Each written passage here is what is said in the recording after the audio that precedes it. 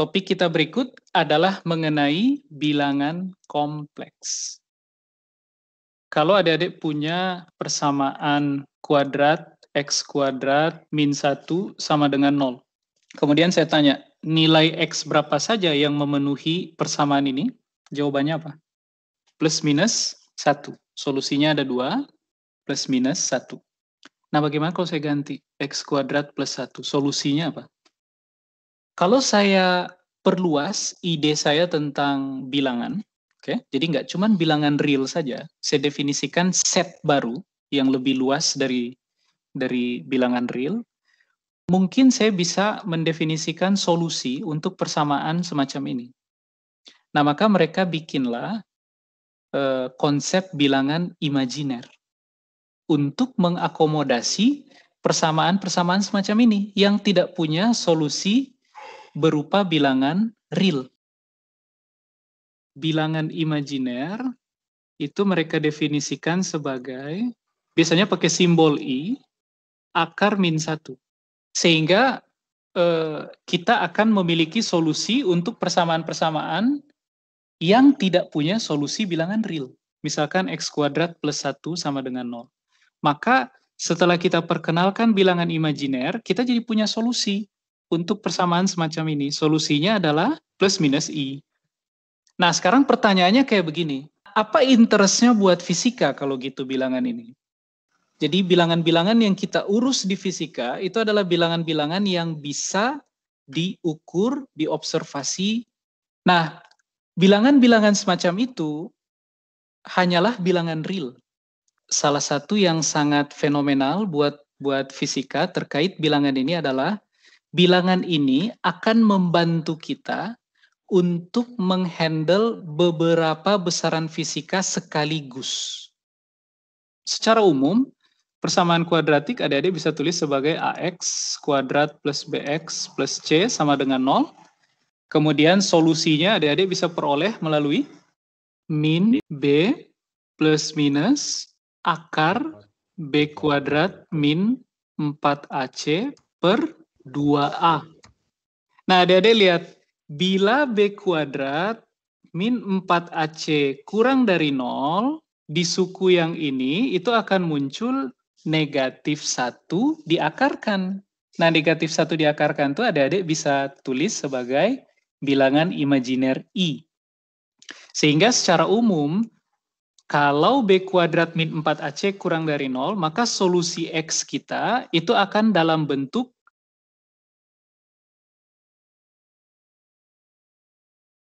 oke. Nah, Pak, gimana kalau persamaannya bukan kuadratik, tapi kubik? Ya sama aja. Ketika adik-adik mencari solusi, adik-adik secara umum bisa menemukan solusinya dalam bentuk kombinasi bilangan real tambah I dikali bilangan real lagi. Nah, format ini adalah notasi atau cara penulisan untuk bilangan yang disebut sebagai bilangan kompleks. Nah, bilangan kompleks biasanya ditulis dengan format seperti itu. Atau secara umum adik-adik bisa tulis seperti ini. Z sama dengan X ditambah I dikali Y. Dengan X dan Y itu sama-sama bilangan real. Nah, pada dasarnya nggak hanya persamaan kuadratik, tapi persamaan aljabar orde N, misalkan A0 plus A1X plus A2X kuadrat, dan seterusnya sampai AN X pangkat N sama dengan 0. Jadi nggak harus persamaan kuadratik, bisa persamaan kubik, kemudian pangkat 4, pangkat 5, dan seterusnya, sampai pangkat N. Secara umum, solusi dari persamaan seperti ini, itu bisa kita tuliskan dalam bentuk bilangan kompleks. Nah, sekarang kita coba berkenalan dengan beberapa notasi dulu sebelum kita mempelajari beraritmatika ria dengan bilangan kompleks. Pada dasarnya aritmatikanya mirip-mirip dengan bilangan real, kecuali adik-adik perhatikan ada I di situ. Ada akar bin 1. Oke? Nah, tapi kita berkenalan dulu dengan beberapa notasi supaya adik-adik bisa merepresentasikan bilangan kompleks dengan beberapa cara sehingga mudah nanti untuk melakukan operasi-operasi aritmatika. Nah, bilangan kompleks itu bisa kita gambarkan dalam satu diagram yang disebut sebagai diagram Argan. Diagram Argan itu seperti ini. Adik-adik punya sumbu horizontal dan sumbu vertikal. Sumbu horizontal itu adalah bagian real dari bilangan kompleks, kemudian sumbu vertikalnya adalah bagian imajiner dari bilangan kompleks. Nah, kalau adik-adik punya bilangan kompleks Z sama dengan X plus Y, dan ingat masing-masing X dan Y itu adalah bilangan real, maka suku yang X ini, itu dia disebut sebagai bagian real. Sementara suku yang Y ini disebut sebagai bagian imajiner. Bagian real dan bagian imajiner. Tapi adik-adik catat baik-baik bahwa yang Y ini walaupun diberi nama bagian imajiner, tapi dia bilangan real. Oke? Cuman dia dikali nanti dengan I. Nah, biasanya bagian real dari satu bilangan kompleks Z, itu biasanya mereka tulis dengan notasi seperti ini. Re dari Z. Itu maksudnya ambil bagian realnya saja. Nah, sementara bagian imajiner biasanya mereka tulis sebagai im dari Z. Maksudnya ambil bagian imajinernya.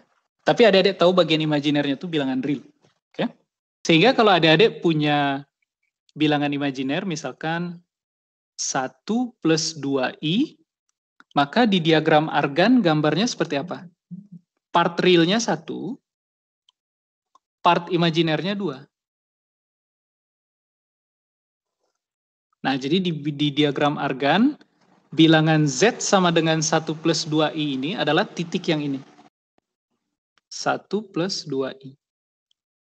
Nah, diagram Argan ini, kalau adik-adik baca beberapa buku, mereka pakai istilah lain untuk mengatakan diagram Argan ini. Mereka sebut sebagai kompleks plane, bidang kompleks. Oke? Jadi adik-adik bisa nyatakan juga penggambaran ini sebagai bidang kompleks. Oke? Misalkan saya gambar secara umum di diagram Argan, kita punya bilangan kompleks Z sama dengan X plus IY. Di diagram Argan, gambarnya akan seperti ini. Ini real, ini imajiner. Titiknya ada di sini. Ini X. Kemudian ini Y. Oke? Ini adalah Z sama dengan X plus Y. Nah, kalau saya tarik garis dari pusat diagram Argan menuju titik ini, oke, kemudian saya bilang panjangnya adalah R, kemudian ini theta, diukur terhadap sumbu horizontal atau sumbu real, maka saya bisa tulis kalau begitu, Z sama dengan R cos theta ditambah I dikali R sin theta. Betul nggak? Nah, sekarang adik-adik coba cari representasi deret menggunakan deret Maclaurin dari E pangkat X. Kira-kira representasi deretnya seperti apa? Fx sama dengan E pangkat X, ya kan? Maka F aksen X sama dengan E pangkat X lagi, ya kan? Turunan keduanya apa?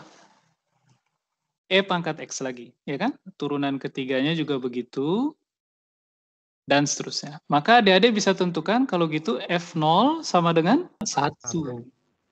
F aksen 0 sama dengan 1 lagi. F double aksen 0 juga 1. Turunan ketiga F di titik 0 juga sama dengan 1, dan seterusnya. Maka deretnya seperti apa? Suku pertama apa? 1 ditambah X tambah X kuadrat per 2 faktorial plus X pangkat 3 per 3 faktorial, dan seterusnya. Oke? Nah, sekarang adik-adik lihat. Gimana kalau sekarang saya ganti X dengan I dikali theta? Adik-adik coba lihat ini. E pangkat I theta, kalau gitu akan sama dengan apa? 1 ditambah I theta tambah, kalau X-nya kita ganti dengan I theta, suku yang ketiga menjadi, oke, kita tulis segini dulu aja. I theta pangkat 3 per 3 faktorial, dan seterusnya. Oke? E pangkat I theta sama dengan 1 plus I theta plus I theta kuadrat jadi min theta kuadrat. Sehingga suku yang ketiga ini menjadi min theta kuadrat per 2 faktorial. Kemudian suku yang keempat jadi apa? Saya coba tambah lagi ya. I theta pangkat 4 per 4 faktorial tambah I theta pangkat 5 per 5 faktorial dan seterusnya. Suku keempat jadi apa adik-adik? Min I theta pangkat 3 per 3 faktorial. Kemudian theta pangkat 4 per 4 faktorial. Kemudian berikutnya positif I theta pangkat 5 per 5 faktorial. Kalau saya minta tebak suku berikutnya apa? Min 1 theta pangkat 6 per 6 faktorial. Yang berikutnya minus theta pangkat 7 per 7 faktorial. Cukup lah ya. Nah, adik-adik coba lihat, saya bisa kelompokkan asal di dalam rentang konvergensi, adik-adik. Misalkan kita tulis dulu suku yang bilangan-bilangan real. Ada suku apa saja? 1 min theta kuadrat per 2 faktorial plus theta pangkat 4 per 4 faktorial min theta pangkat 6 per 6 faktorial dan seterusnya. Ditambah I dikali theta, kemudian minus theta pangkat 3 per 3 faktorial, kemudian theta pangkat 5 per 5 faktorial, min theta pangkat 7 per 7 faktorial, dan seterusnya. Adik-adik kenali nggak? Ini representasi deret dari fungsi apa? Cosinus theta. Kalau yang ini? Sin theta. Maka adik-adik bisa tulis kalau begitu E pangkat I theta sama dengan cos theta ditambah I sin theta. Nah ini namanya adalah formula Euler.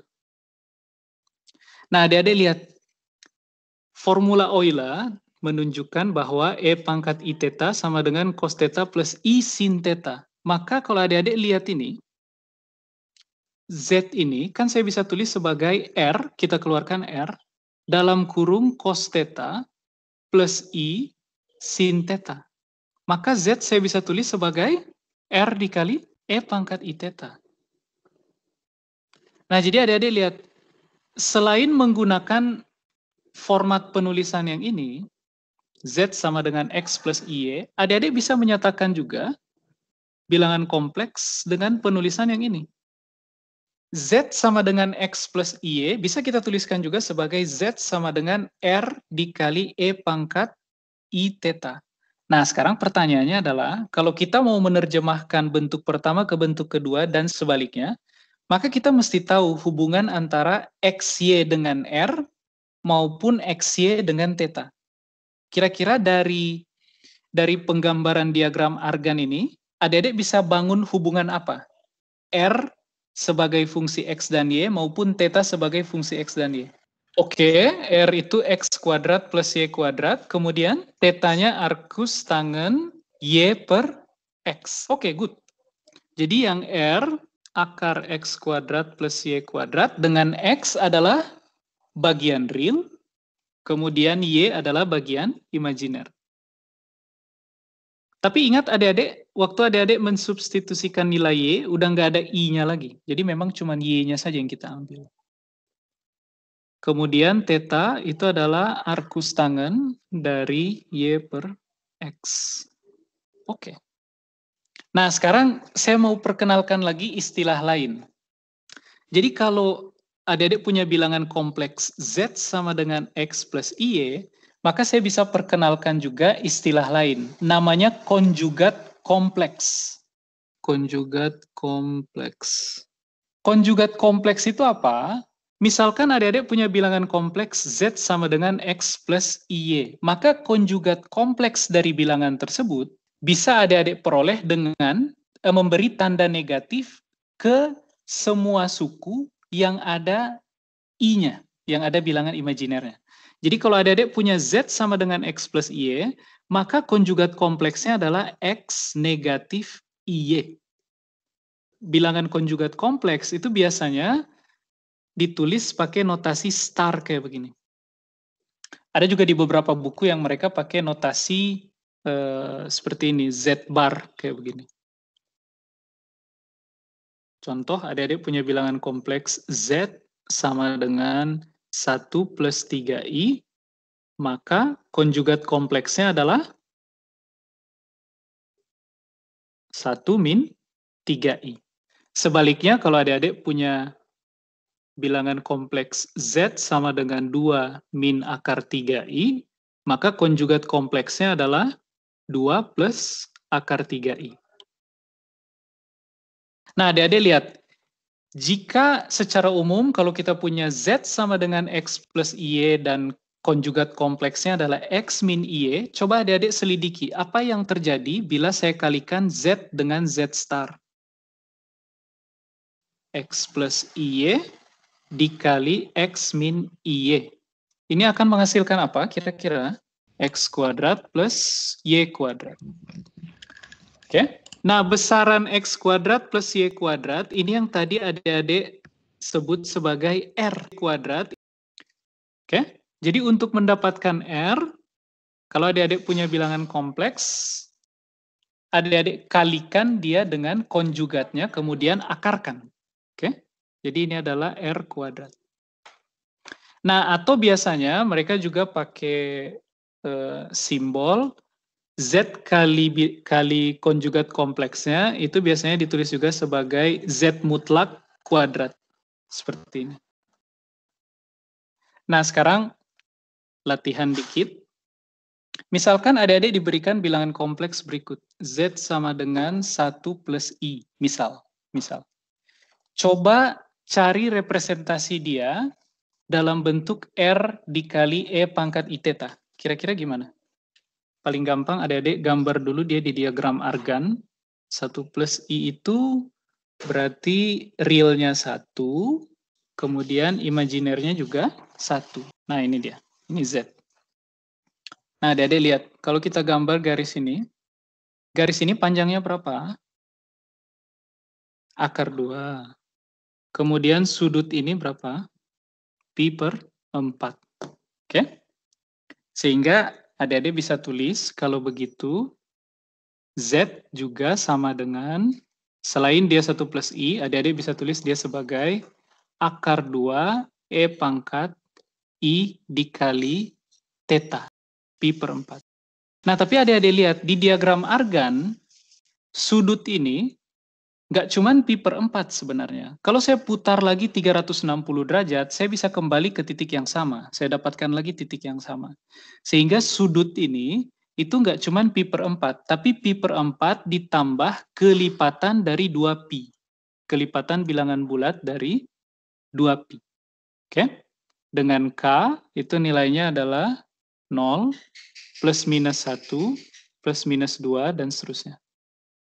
Nah, adik-adik lihat, karena kita punya alternatif bentuk Z sama dengan RE pangkat I theta, adik-adik lihat, bentuk E pangkat I theta ini sangat nyaman untuk digunakan kalau adik-adik melakukan operasi bilangan kompleks berupa perkalian, pembagian, dan pangkat. Karena eksponen mudah sekali untuk dikalikan dengan eksponen lain, maupun dibagi dengan eksponen lain, atau adik-adik menggunakan pangkat. Gampang sekali melakukan 3 operasi itu kalau representasinya adalah RE pangkat I theta. Representasi RE pangkat I theta ini disebut juga sebagai bentuk polar. Misalkan contoh berikut, adik-adik lihat. Misal, saya mau hitung E pangkat I theta pangkat K. Maka gampang, adik-adik tinggal ini sama dengan E pangkat I dikali K theta. Kemudian dengan menggunakan formula Euler tadi, adik-adik bisa tulis ini sebagai cos K theta ditambah I sin K theta. Oke? Nah, kemudian adik-adik ingat lagi, E pangkat I theta sendiri itu sama dengan, apa tadi? Cos theta plus I sin theta. Maka adik-adik bisa tulis cos theta plus I sin theta pangkat K itu sama dengan cos k theta plus I sin k theta. Oke. Nah, formula ini itu namanya teorema de Moivre. Misalkan kayak begini, Z pangkat 1/K. Kita mau tentukan nilai Z pangkat 1/K. Maka adik-adik bisa tulis dia sebagai RE pangkat I theta pangkat 1/K. Sama dengan R pangkat 1/K dikali E pangkat I theta per K. Sehingga adik-adik peroleh ini sama dengan R pangkat 1/K dikali cos theta per K tambah I sin theta per K. Misalkan adik-adik mau tentukan akar pangkat 4 dari 16. Akar-akar seperti ini, akar pangkat 4 dari 16, itu hasilnya nggak cuma bilangan real saja, tapi ada bilangan imajinernya juga. Akar pangkat 4 dari 16, ini kan adik-adik bisa tulis sebagai 16 pangkat 1/4. Kemudian adik-adik coba gambar. Z sama dengan 16 di diagram argan. Kita misalkan Z sama dengan 16. Oke? Maka adik-adik akan mendapatkan gambar seperti ini. Real dari Z, imajiner dari Z. Adik-adik lihat, Z kita itu ada di sumbu real atau imajiner? Kalau Z-nya sama dengan 16 saja. Di real saja, betul. 16. Dan adik-adik bisa lihat bahwa R-nya dia berapa nilainya? 16, ya kan? Theta-nya berapa? 0, kemudian 2pi, 4pi, dan seterusnya. 2πk secara umum, ya kan? 2pi kali K. Akar pangkat 4 dari 16 itu bisa kita tuliskan sebagai akar pangkat 4 dari Z. Dengan Z-nya sendiri adalah R, 16, dikali E pangkat I theta. Theta-nya adalah 0 ditambah 2πk. Oke, jadi 2πk saja. Kemudian adik-adik pangkatkan 1/4. 16 pangkat 1/4 dikali E pangkat I dikali πk per 2. Sama dengan, atau saya tulis kayak begini dulu. K itu bisa 0, 2pi, 4pi, dan seterusnya. Maka adik-adik peroleh kalau begitu, akar pangkat 4 dari Z dengan Z itu 16, dia sama dengan, lihat, untuk K sama dengan 0, maka kita peroleh apa? Akar pangkat 4 dari 16 sama dengan 16 pangkat 1/4 dikali, lihat, E pangkat I πk per 2. Itu saya bisa tulis sebagai cos πk per 2 ditambah I sin πk per 2. Nah, untuk K sama dengan 0, ini sama dengan berapa, adik-adik? 16 pangkat 1/4 saja. Kemudian untuk K sama dengan, kenapa K sama dengan 2pi? K bukan 2pi, adik-adik. Theta yang 2pi. Tapi K sama dengan 0, 1, 2, 3, dan seterusnya. Untuk K sama dengan 1, coba adik-adik selidiki. Akar pangkat 4 dari 16 berapakah? 16 pangkat 1/4 dikali cos pi per 2, kalau K-nya sama dengan 1, tambah I sin pi per 2. Ini sama dengan apa? Ini kan sama dengan 2, ini sama dengan 2I. Kemudian kalau K sama dengan 2, akar pangkat 4 dari 16 berapa? 16 pangkat 1/4 cos berapa? Cos pi tambah I sin pi. Min 1 kali 16 pangkat 1/4, min 2. Kemudian kalau K sama dengan 3, akar pangkat 4 dari 16 berapa? 16 pangkat 1/4 dikali cos 3 per 2pi ditambah I sin 3 per 2pi. Ini hasilnya berapa? Cos 3 per 2pi sama dengan 0. Kemudian I sin 3 per 2pi sama dengan, sin 3 per 2pi kan min 1, berarti min I. Jadi ini min 2I. Nah, adik-adik bisa coba kalau K adik-adik lanjutkan 4, 5, 6, nanti akan berulang di sini aja solusinya. Berulang di 2, 2I, min 2, min 2I. Jadi kita simpulkan bahwa akar pangkat 4 dari 16, itu solusinya adalah plus minus 2 dan plus minus 2i. Nah, biasanya yang adik-adik ketahui hanya ini saja, plus minus 2. Tapi kalau kita perluas bilangan kompleks, yang dia adalah himpunan yang lebih besar dari bilangan real, maka solusi kita ada ketambahan lagi. Solusi kompleks.